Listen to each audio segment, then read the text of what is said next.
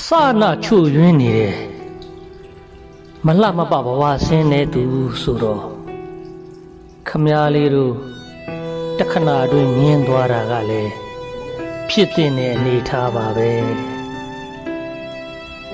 နှလုံးသားတွေလူရာသွေးမခံရရင်တော့အမုန်းတရားတွေနဲ့မဟူရကျင်းတော့မဆန်မရစီနဲ့ဗျာခံစားချက်မဲ့ဥပေက္ခဆိုရင်တော့အပြန်အသွားအသက်မဲ့အခုမြစ်တာကိုငိုခြင်းအောင်တော့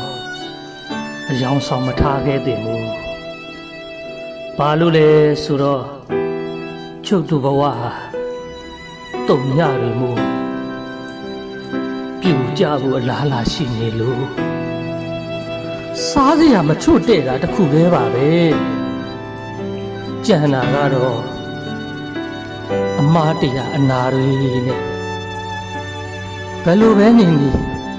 ကြွားစရာအစာမပြေကြသူတွေမို့မနေ့တနေ့ကလိုပဲပြန်မေ့ဖို့သာရှင်နာနာနဲ့ဆုံးဖြတ်လိုက်ကြတာလားခင်ဗျာ